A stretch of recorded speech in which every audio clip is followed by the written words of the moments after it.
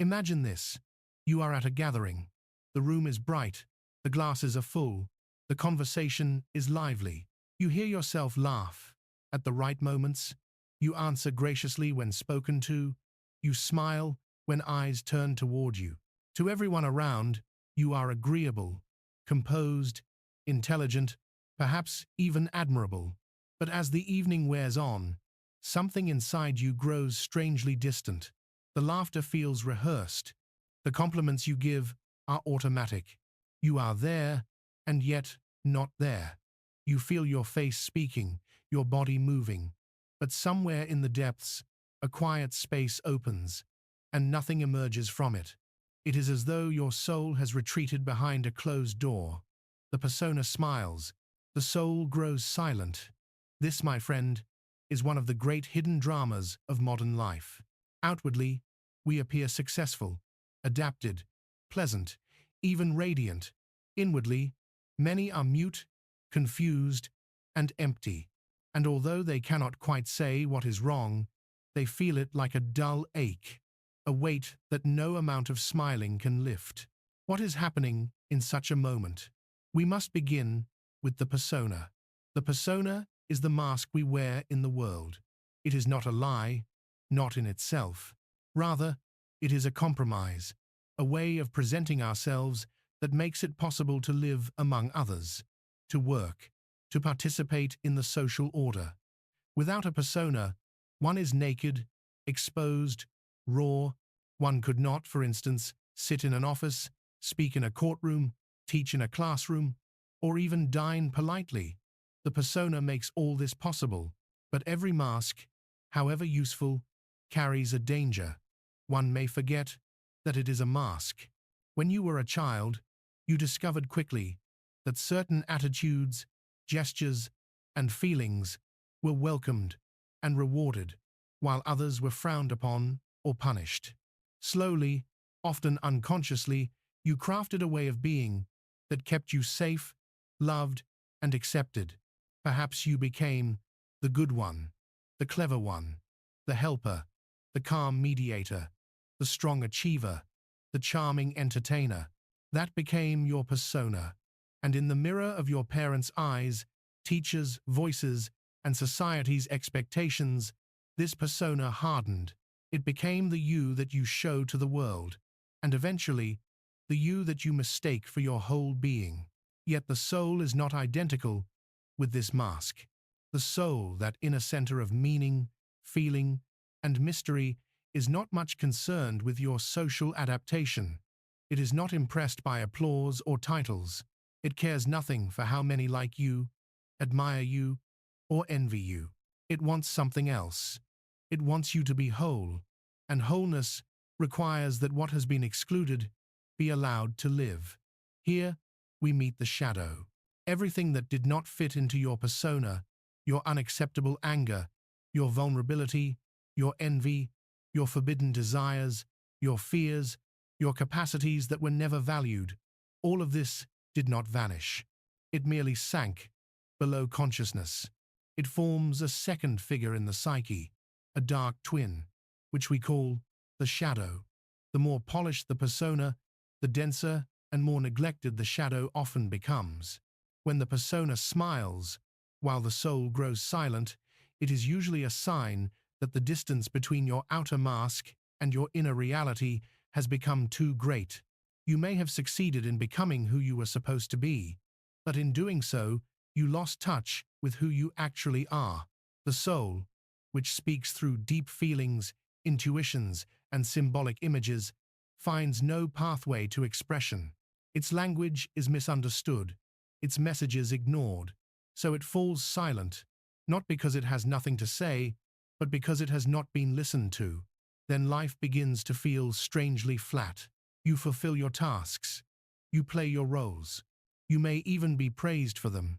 But there is no blood in it, no fire, no mystery. You feel as though you are acting in a play where someone else wrote your lines. And yet, the soul does not truly disappear. When it cannot speak directly, it will speak indirectly. Consider how the soul seeks to make itself heard. It speaks in symptoms, it speaks in dreams, It speaks in sudden moods that have no apparent cause. A person who has lived for too long in a rigid persona often finds themselves assailed by anxiety, depression, boredom, or an inexplicable sense of meaninglessness. Outwardly, nothing is wrong, but inwardly, there is a growing emptiness. This emptiness is not a lack of possessions or achievements. It is the absence of an authentic relationship to oneself. The soul also speaks through dreams. A man who prides himself on being reasonable, efficient, and controlled may dream of a wild animal roaming through his house, tearing down the furniture. A woman who has always been the agreeable caretaker may dream of a dark stranger standing at her door, demanding entry. A successful professional may repeatedly dream of missing trains, losing their way, or arriving at a strange town where no one understands them. These images are not accidents. The unconscious does not waste symbols. The wild animal in the house is the instinct that has been banished. The dark stranger at the door is the unknown part of the personality that insists on recognition. The missed trains and lost roads reflect the feeling that one's conscious life has taken a direction that does not correspond to the deeper needs of the psyche. But in waking life, what do we do when such voices arise? We tighten the mask. We assure ourselves that everything is fine, that we should be happy, that others have it worse. We work harder, socialize more, collect more opinions about our life from the outside, while growing ever more estranged from the inside. And because the persona continues to function, and the world continues to respond to it, we can avoid the truth for quite a long time. The soul, however, is patient and relentless. What we refuse to live consciously begins to live itself out unconsciously. What we reject in ourselves appears outside us as fate. We meet the shadow, not in a mirror, but in the people and situations that provoke us. You may notice that certain kinds of people irritate you far beyond all proportion. The lazy, the arrogant, the emotional, the dependent, the dominant, the vulnerable. If you observe carefully, you will discover that these very traits often belong to your own unconscious nature. They represent what your persona has denied. Thus, you condemn in others what you cannot admit in yourself. In this way, the soul tries to push the rejected material back into your field of awareness, using the world as a screen for projection. The people you hate, envy, or are inexplicably fascinated by often carry pieces of your own unlived life. The more rigidly the persona smiles, the more violently these projections may erupt. One day, you find yourself in a conflict at work that seems absurdly intense, but you cannot let it go. Or you fall desperately in love with someone who embodies everything. Your conscious life excludes the irresponsible artist, the free wanderer, the passionate rebel. Or you come to despise someone who annoyingly reflects your own hidden ambitions or cravings. These are not coincidences. They are messages. The unconscious is trying to restore wholeness by forcing you into relationship with what you have disowned. But this process is painful because it threatens the carefully constructed image you have of yourself. To admit that the lazy person confronts you with your own need for rest, or that the arrogant person mirrors your own repressed ambition, or that the emotional person carries your suffocated feelings. This is a blow to the persona. It shakes the foundation on which your social identity stands, and so the persona resists. It doubles down. It says, "I am not like that," but the soul insists, "Yes, you are also that." Here lies the tension. On one side, the persona, diligently smiling, maintaining harmony, fulfilling expectations. On the other side, the soul, growing silent on the surface, yet louder in the depths, summoning dreams, symptoms, and projections to disturb your comfortable adaptation. You stand between these two voices. What will you do there? To answer this, we must introduce another figure, the inner counterpart, the anima or animus. For a man, The anima symbolizes the inner feminine, not merely woman as he imagines her, but the principle of relatedness, feeling, and meaning. For a woman, the animus symbolizes the inner masculine, not merely man as she imagines him, but the principle of logos, discrimination, and direction. These figures mediate between the conscious ego and the deeper layers of the soul. They are bridges to the unconscious. When the persona dominates your life, the anima or animus often becomes distorted. In a man overly identified with a persona of competence and rationality, the anima may sink into the unconscious and reappear as inexplicable moods, sentimentality, or irrational attachments. He might find himself inexplicably drawn to a particular woman, not as a person, but as a vessel for his unlived inner life. She becomes the incarnation of everything spontaneous, emotional, intuitive, and soulful that he has not allowed into his conscious existence.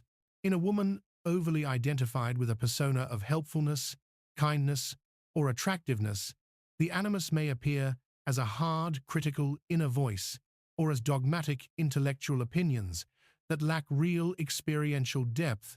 She may project this animus onto men outside, seeking in them a strength, direction, or authority she has not yet found within herself, or battling with them as carriers of a power she refuses to own. In both cases, the soul is indirectly demanding to be acknowledged.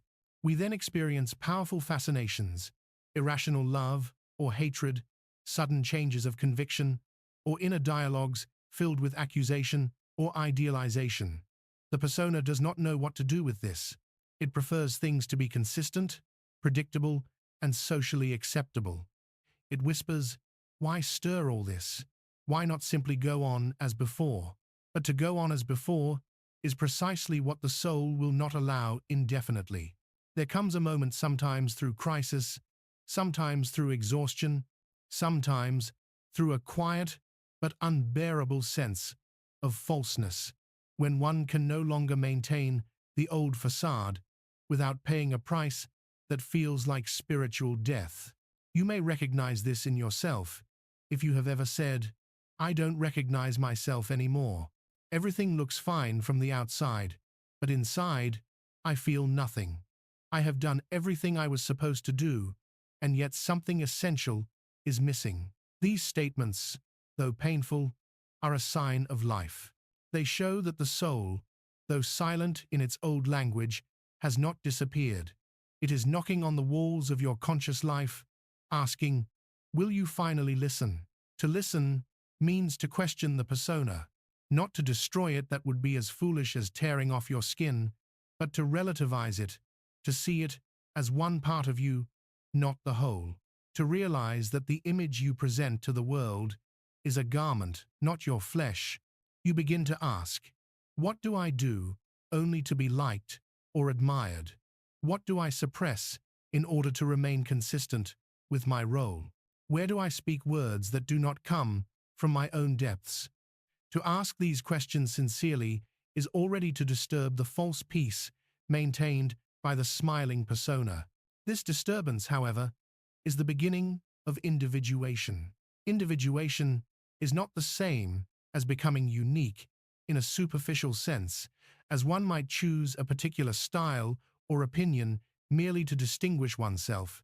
It is the process by which a person becomes what they truly are, the realization of the inner pattern that has been there from the beginning, like a seed, waiting for the right conditions to grow.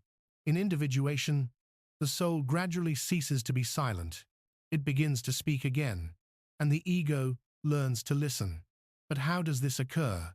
Often, it begins in solitude, when you are no longer distracted by the expectations of others, and the persona can momentarily be set aside. Images and feelings that have long been suppressed begin to rise. You may feel sadness that has never been wept, anger that has never been acknowledged, longings that have never been named. You may recall abandoned interests, forgotten talents, lost paths. For a time, this can be disorienting. You are confronted with the fact that you are larger, more contradictory, and more mysterious than the role you have been playing.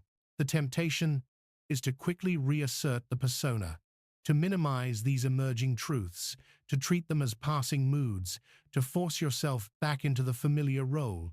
But if you resist that temptation and allow the inner voices to continue speaking, something remarkable happens. A dialogue is born. You begin to live not only outwardly, but inwardly. Dreams become meaningful companions. You notice that certain images recur: a house with locked rooms, a child left behind, a wise old figure, a threatening animal, an endless sea. These are not meaningless hallucinations. Each is a symbol, born of the unconscious, carrying a specific message about your situation. The house may represent your personality, with rooms you have never entered.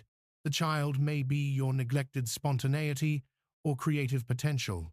The wise figure may be an image of the self, the deeper center that knows more than your conscious ego. The animal may be the instinctual vitality you have feared. The sea may be the vast collective unconscious into which your individual life is rooted. To work with these images is to invite the soul to speak. One may write them, draw them, ponder them, ask them questions. What does the child need? Why is the animal threatening? What is the old man or woman trying to convey? In this way, you give the unconscious a place in your conscious life. At the same time, you observe your daily reactions with new attention. When someone irritates you, you ask, "What in me is touched here?" When you feel inexplicably inferior or superior, you suspect a projection. When you are bored by your own words, you sense that they do not come from the depths. Gradually, you become more honest, not in the moral sense of avoiding lies, but in the spiritual sense of refusing to pretend to be simpler than you are. The persona, under this gaze, softens. It becomes less a rigid mask and more a flexible interface with the world. You still fulfill your roles, you still work, speak, relate, but you no longer mistake the role for the whole of your being.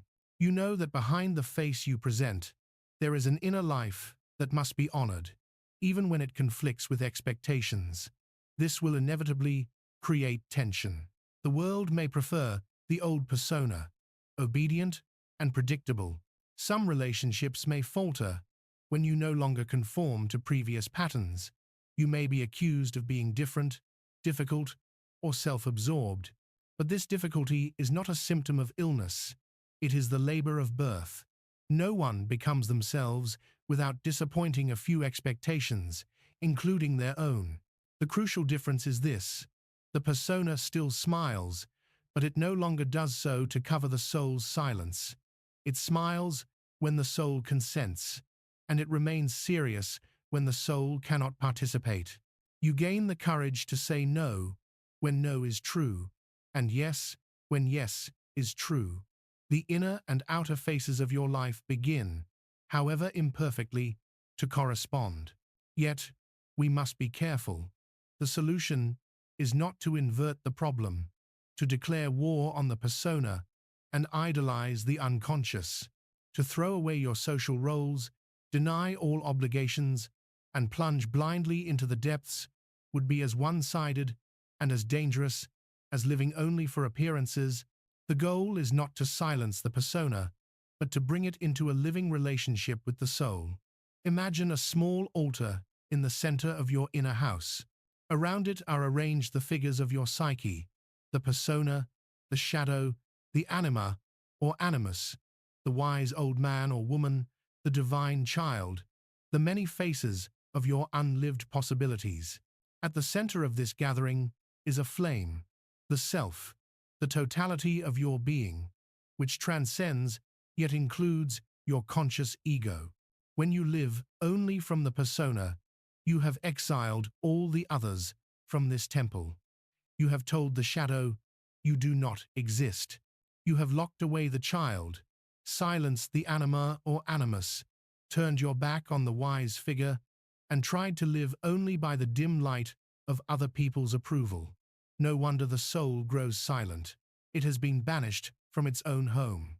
Individuation is the gradual return of these exiled figures. You invite the shadow in, recognizing your capacity for what you condemned. You welcome the child, allowing yourself to play, to create, to desire. You listen to the anima, or animus, granting space to feeling or reason where each has been repressed. You seek the counsel of the inner wise one, that quiet voice that speaks not in slogans, but in images and subtle insights. As this inner counsel gathers, the persona receives a new role. It becomes a servant rather than a tyrant. It no longer dictates who you must be. It expresses, as faithfully as possible, who you are in a particular context. With one person, you show this facet. With another, that facet. But inwardly, you remain anchored in the same center. The soul, sensing that it is no longer ignored, no longer needs to shout through symptoms or sabotage. Its silence changes quality, from the silence of repression to the silence of depth. There is a silence that is empty, hollow, lifeless, numb. This is the silence of the soul that has withdrawn, because it has not been honored. There is another silence, the silence of a deep lake at dawn, the silence in a temple, before the candles are lit, that is not empty at all, but full. It is filled with unseen movement, with latent images, with possibilities that have not yet taken form. This is the silence of a soul that is present, attentive, and waiting for the right word, the right gesture, the right act. It is possible to reach a point in life where you no longer need to constantly assert an image, nor constantly flee from your inner reality. You move more slowly, perhaps more deliberately. You speak less, but what you say belongs to you. You work, love, suffer, and rejoice, knowing that each of these experiences belongs not only to your outer story, but also to a deeper process unfolding within you. The persona may still smile, but now it does so as a transparent veil through which something of your true nature can be seen. And so, let us return to the image with which we began. You are at a gathering. The room is still bright, the conversation still flowing, the old roles still available for you to slip into. But something in you has changed. You notice your own laughter. You feel when it is genuine and when it is automatic. You speak, but now you listen, not only to the others, but to a quieter resonance inside. When you feel a sudden emptiness rise, you do not immediately drown it in chatter. You acknowledge it, like a friend who has arrived unannounced. At some point, you excuse yourself and step for a moment into another room, or outside into the night. You take a breath, not as a technique, but as a simple act of being with yourself. Perhaps a memory surfaces, or an image from a recent dream. You do not dismiss it. You let it hover there, like a small lantern in the dark. You realize, I am not only the one who speaks, I am also the one who listens, within. When you return to the others, your smile is quieter, but truer. You feel that you are simultaneously in the world and in yourself. The persona is still there, doing its work of adaptation, but you no longer lean your entire existence upon it. Behind it, the soul is no longer exiled. It has not become loud and theatrical. Rather, it has become present. The journey from a smiling persona and a silent soul to a living relationship between outer mask and inner reality is not a simple task. It is, in fact, the work of a lifetime. But in every honest question, in every acknowledged feeling, in every dream taken seriously, in every projection withdrawn, in every small act of loyalty to one's own depths, the soul takes one step forward from its silence. You will not suddenly become transparent and whole. You will remain a creature divided, full of opposites, with moments of clarity and moments of confusion. But you will no longer be merely a mask, searching for a face. You will be a living contradiction, in whom light and shadow, persona and soul, conscious and unconscious, are engaged in a meaningful dialogue. And then, even when you are outwardly silent, something within you will be speaking. And even when the persona smiles, it will no longer be a hollow gesture, but a modest expression of a deeper, unseen radiance. The persona may stand at the threshold, greeting the world, but behind it, the soul sits in its quiet chamber, not mute, not dead, but listening, seeing, and slowly, in its own way, speaking through the life you dare to live.